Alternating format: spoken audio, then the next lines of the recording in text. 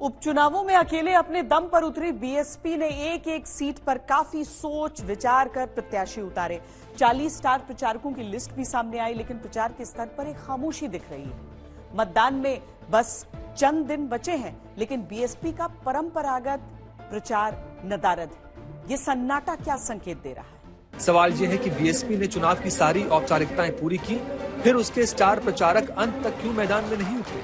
खुद मायावती भी दूर रही, उनके भतीजे आकाश थे।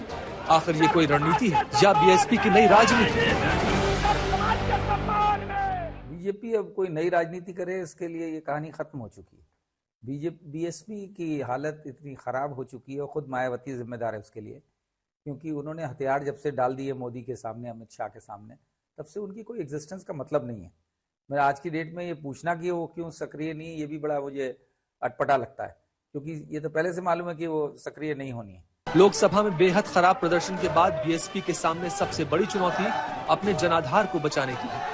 दूसरी तरफ आजाद समाज पार्टी के नेता और नगीना से सांसद चंद्रशेखर लगातार दलित समाज में पैठ बना रहे हैं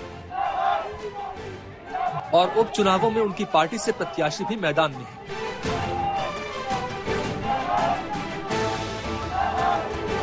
इतनी जोर से केतली का बटन दबाना कि इधर केतली का बटन दबेगा, करंट लखनऊ में जाके लगना चाहिए। और मैं तो जो जुड़े हुए लोग हैं उनसे कहना चाहता हूं, घर से बाहर निकलो। ये चुनाव जायज नहीं लड़ रहा है, जायज तो चेहरा है। ये चुनाव आप सब लोग लड़ रहे हो। ये चुनाव चंद्रशेखर आजाद के मान सम्मान का चुनाव है। ये बताने का चुनाव है कि सिर्फ अमीर राज नहीं करेंगे, गरीब भी मेहनत करके आगे बढ़ सकते हैं और गरीब भी अपने लोगों की लड़ाई लड़ सकते हैं। ये बताने का समय है, क्योंकि बाबा साहब अम्बेडकर ने हमें मुख्य धारा में लाने के लिए वोट का अधिकार हमें दिया। कभी यूपी राजनीति की मुख्य धुरी रही बीएसपी का ग्राफ लगातार गिर रहा है।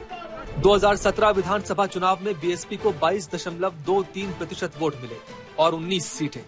2022 में 12.88% और सिर्फ 1 सीट। इसी तरह 2019 के लोकसभा चुनाव में समाजवादी पार्टी के साथ गठबंधन में 19.43% वोट मिले और 10 सीटें।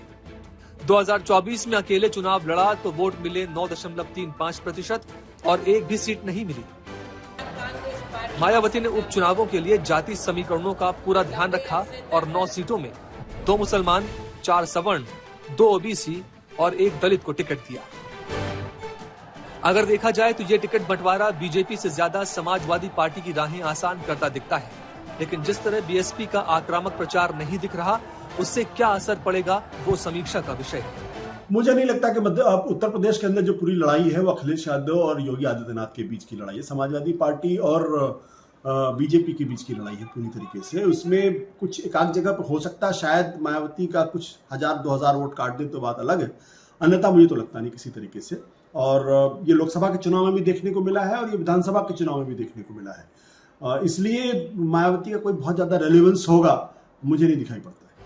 मायावती ने बीएसपी के पूर्व सांसदों और विधायकों को सीटों के हिसाब से ड्यूटी पर लगाया भी है और नतीजे आने तक कैंप कार्यालयों में डटे रहने का दायित्व भी दिया है। ये चुनाव बीएसपी की भविष्य की राजनीति के लिए बेहद अहम माना जा रहा है।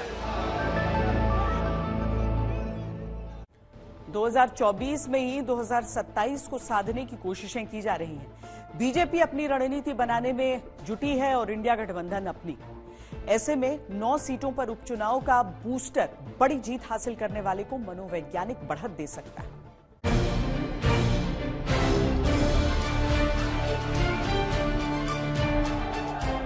चौबीस का संग्राम है, लेकिन रिहर्सल 2027 की है। समाजवादी पार्टी का खुला दावा है कि 2024 के रास्ते ही 2027 की जीत तक पहुंचेंगे। जनता की तरफ से आवाज आ रही है कि 27 के सत्ताधीश माननीय अखिलेश यादव जी होंगे। 27 में चुनाव होगा तो भारतीय जनता पार्टी का सफाया करेगा।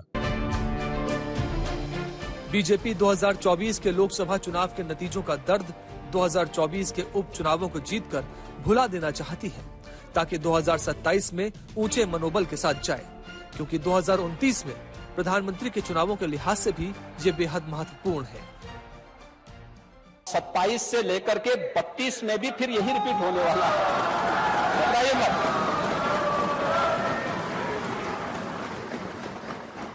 और ये तय है कि चचो, अगर आपने अभी से निर्णय नहीं लिया तो 27 में सबसे पहले क्लीन बोर्ड आप ही होने वाले हैं, देखना।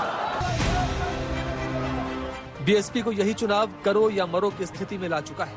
इन उपचुनाव के नतीजों से 2027 के लिए उसकी भूमिका भी दिखने लगेगी। आजाद समाज पार्टी, AIMIM जैसे दलों के लिए भी 2027 की सियासत का चैप्टर भी इन्हीं उपचुनावों से खुलेगा। नतीजे जो भी आए, लेकिन इतना तय है कि यूपी की सियासत को बदलने वाले होंगे और यही बदली सियासत देश का एजेंडा भी तय करेगी।